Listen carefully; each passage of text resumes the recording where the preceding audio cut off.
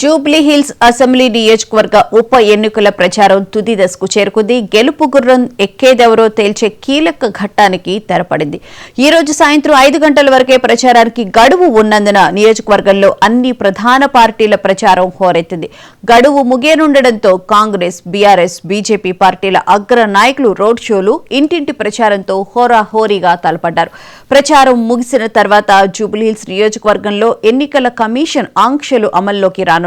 సాయంత్రం 5 గంటల నుంచి మైకులు, బహిరంగ సభలు, నేతల ప్రచారాలు పూర్తిగా నిలిచిపోనున్నాయి. ప్రచార గడువు ముగిసిన వెంటనే నియోజకవర్గానికి చెందని నేతలు, కార్యకర్తలు వెంటనే ఆ ప్రాంతం నుంచి వెళ్లాలని అధికారులు ఆదేశాలు జారీ చేశారు. పోలింగ్ రోజు సమీపిస్తున్న తరుణంలో శాంతి భద్రతలను కాపాడేందుకు, ఎన్నికల నిబంధనలను పటిష్టంగా అమలు చేసేందుకు అధికారులు పూర్తి సన్నద్దతతో ఉన్నారు. 3 ప్రధాన పార్టీల మధ్య తీవ్ర పోటీ నెలకొనడంతో ఈ ఉప ఎన్నిక ఫలితంపై రాష్ట్ర వ్యాప్తంగా ఉత్కంఠ నెలకొంది.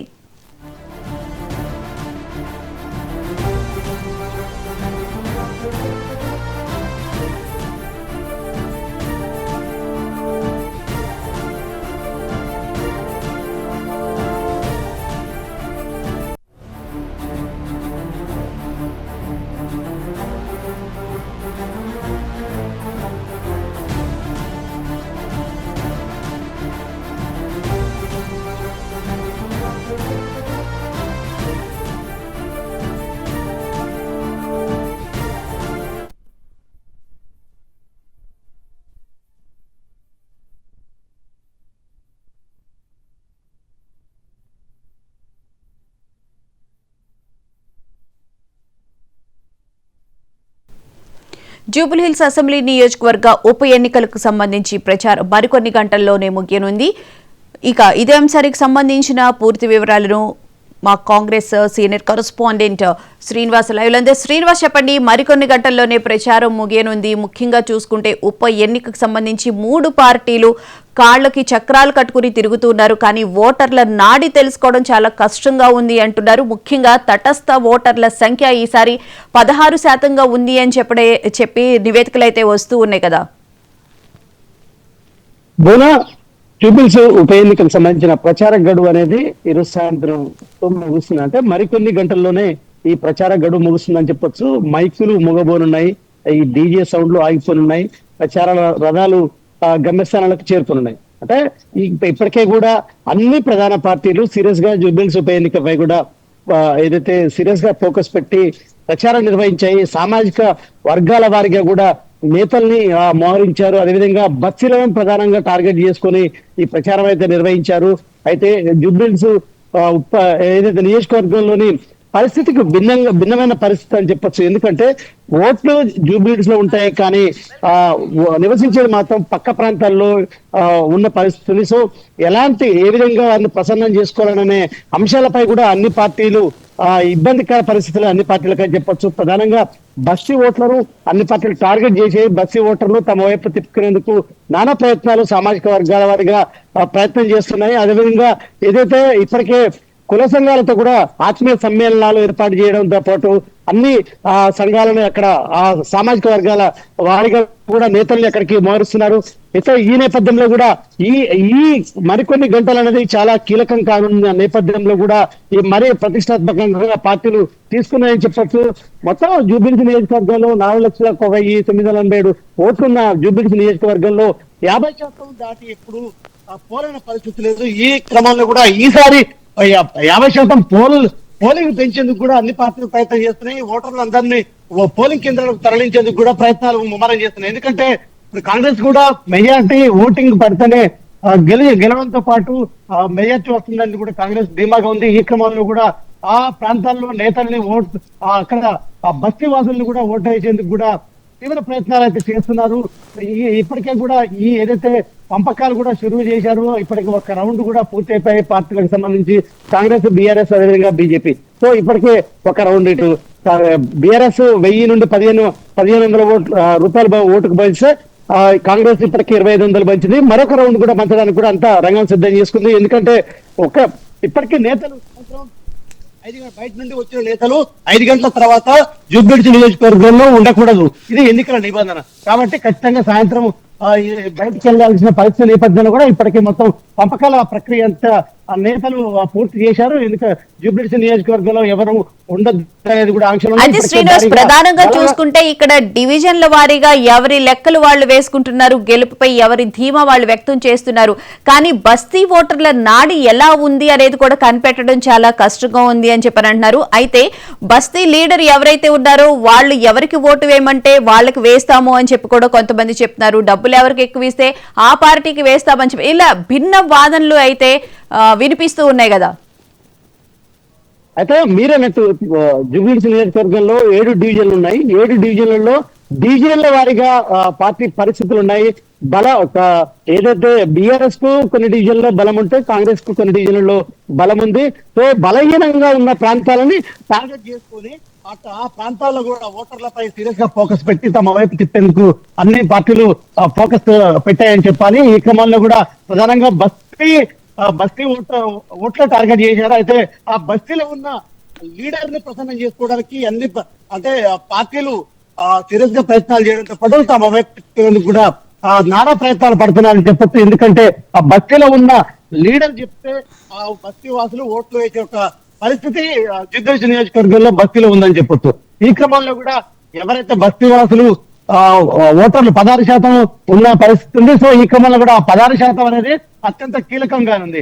కాంగ్రెస్ కొన్ని అంచనాలతో కాంగ్రెస్ గట్టి నమ్మకంతో ఉంది. ఇటు బీఆర్ఎస్ కొన్ని వ్యూహాల స్ట్రాటజీతో కూడా బీఆర్ఎస్ నమ్మకంతో ఉంది. బీజేపీ అదే విధంగా ఉంది. కానీ ప్రధాన పోటీ అయితే ఇక్కడ స్పష్టంగా కనిపిస్తుంది. కాంగ్రెస్ బీఆర్ఎస్ పార్టీల మధ్య అనేది స్పష్టంగా కనిపిస్తున్న పరిస్థితి. సో బస్తీలను టార్గెట్ చేయడంతో పాటు బస్తీలో ఉన్నటువంటి లీడర్లని తమ వైపు తిప్పేందుకు కూడా ప్రయత్నాలు చేస్తున్నారు. ఆ క్రమంలో కూడా ఈ మరికొంటి గంటల్లో ముగుస్తున్న నేపథ్యంలో కూడా మరొకసారి బస్తీలని తిరుగుతున్న పరిస్థితి కనిపిస్తుంది. పోటాపోటీగా ఏదైతే బస్తీ వాసులు తమ వైపు తిప్పినందుకు ప్రధానంగా ప్రయత్నం చేస్తున్నారు. ఇప్పటికే సామాజిక వర్గాలు బస్తీలో కూడా సామాజిక వర్గాలకు సంబంధించిన నేతల్ని ప్రసన్నం చేసుకోవడానికి ఆ సామాజిక వర్గాల నేతలకు సంబంధించిన పార్టీ పెద్దల్ని ఇక్కడికి తీసుకొచ్చి మోహరించారు. అక్కడే మకాం వేసి కొద్ది రోజులుగా అక్కడే ఉంటున్నారు. బస్తీలో ఉంటూ వాళ్ళతో మమేకమవుతున్న పరిస్థితి అయితే కనిపిస్తుంది. బస్తీ ఓటు అది అత్యంత కీలకంగా కానుంది. మరొక కాంగ్రెస్ ప్రధానంగా బస్తీ ఓటర్లు అదేవిధంగా ముస్లిం మైనార్టీ ఓటర్ల మీద ఆశలు పెట్టుకుంది, మహిళా ఓటర్ల మీద ఆశలు పెట్టుకుంది. సో ఈ క్రమంలో కూడా ఇవన్నీ తమకు పడే కూడా ఒక ఆశతో ఉంది. ఖచ్చితంగా గెలిచి తీరుతామని. అయితే శ్రీనివాస్, ప్రధానంగా చూసుకుంటే జూబ్లీహిల్స్ విషయానికి వస్తే ధనికులు అలాగే పేదలు ఎక్కువగా ఉండే నియోజకవర్గం జూబ్లీహిల్స్. అయితే పేదల నాడి ఎలా ఉంది కనిపెట్టడం చాలా కష్టమని చెప్తున్నవి మనం చూస్తున్నాం. అలాగే ధనికులు, సంపన్నులు, ముఖ్యంగా చూసుకుంటే వ్యాపారస్తులు, విద్యావంతులు కూడా ఈ నియోజకవర్గంలో ఎక్కువ మంది ఉన్నారు. కానీ వాళ్ళు ఎటు సైడ్ ఉంటారు అనేది కూడా కీలకంగా ఉన్నది. ఆ విషయం గురించి ఎవరు అయితే ఆలోచించిన విధంగా అయితే మనకు కనిపించడం లేదు. ఎటువైపు ఉండే అవకాశం ఉంది అని చెప్పి. ఎందుకంటే మీరు చెప్తున్నారు బస్తీలో ఇట్లా కుల సంఘాలకు సంబంధించి కానీ ఎవరికి వాళ్ళు సమావేశాలు నిర్వహిస్తున్నారు. కానీ సంపన్నులు అధికంగా ఉండే ఈ జూబ్లీహిల్స్ నియోజకవర్గంలో ఆ విధంగా కూడా చర్యలు జరుగుతున్నాయా అంటే మాట్లాడుతున్నారా?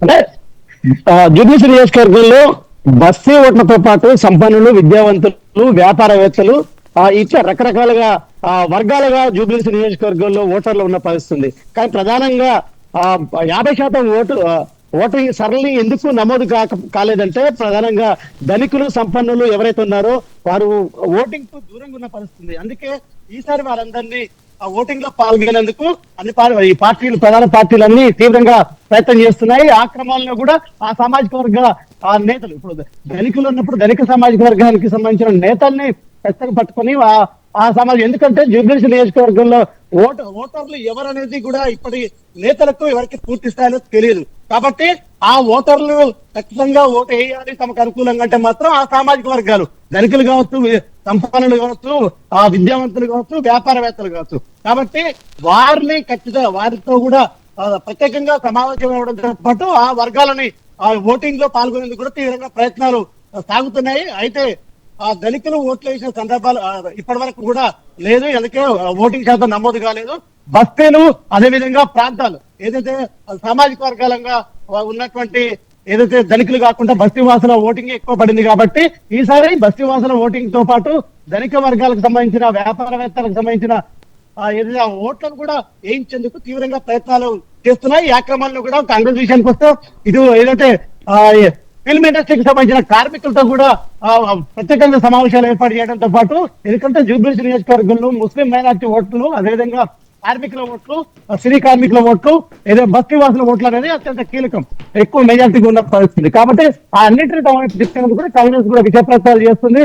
ప్రత్యేకంగా సమావేశాలు ఏర్పాటు చేసి వారికి సంబంధించిన ఏదైతే ఇప్పటి వరకు జూబ్లీహిల్స్ లో అభివృద్ధి చేయని అభివృద్ధిని ఖచ్చితంగా చేస్తామని కూడా సీఎం రేవంత్ రెడ్డి 4 రోజుల పర్యటన చేసి వారికి ప్రత్యేకంగా హామీల వర్షం కురిపించారు. ముఖ్యమంత్రిగా నాది బాధ్యత, మీ నియోజకవర్గాన్ని గెలిపించే బాధ్యత నాది, ఎందుకంటే తెలంగాణలో కాంగ్రెస్ అధికారంలో ఉంది కాబట్టి ఖచ్చితంగా నవీన్ యాదవ్ ని గెలిపిస్తే కాంగ్రెస్ అభ్యర్థిగా తెలంగాణతో పాటు జూబ్లీహిల్స్ ప్రత్యేకంగా అభివృద్ధి చేసి తీరుతాం. ఎందుకంటే గతంలో కూడా కాంగ్రెస్ అధికారంలో ఉన్నప్పుడే జూబ్లీహిల్స్ నియోజకవర్గాన్ని అభివృద్ధి చేసిన తప్ప తర్వాత ఈ బీఆర్ఎస్ ఉన్నప్పుడు కూడా జూబ్లీహిల్స్ నియోజకవర్గం ఎలాంటి అభివృద్ధి జరగలేదు. ఎక్కడ గొంగలు ఎక్కడే ఉందనేది సీఎం రేవంత్ రెడ్డి కావచ్చు మంత్రులు ప్రత్యేకంగా వారికి హామీల వర్షం కురిపించిన నేపథ్యం ఉంది.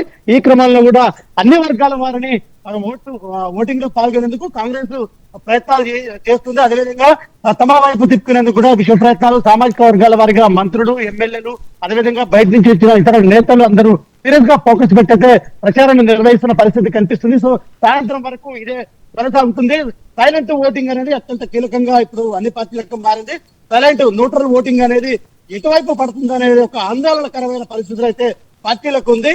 సైలెంట్ ఓటింగ్ బట్టి గెలుపోవడంపై కూడా డిసైడ్ అవుతాయి కాబట్టి ఆ సైలెంట్ ఓటింగ్ ఎవరు అనేది కీలకంగా కానున్న పరిస్థితి కనిపిస్తుంది.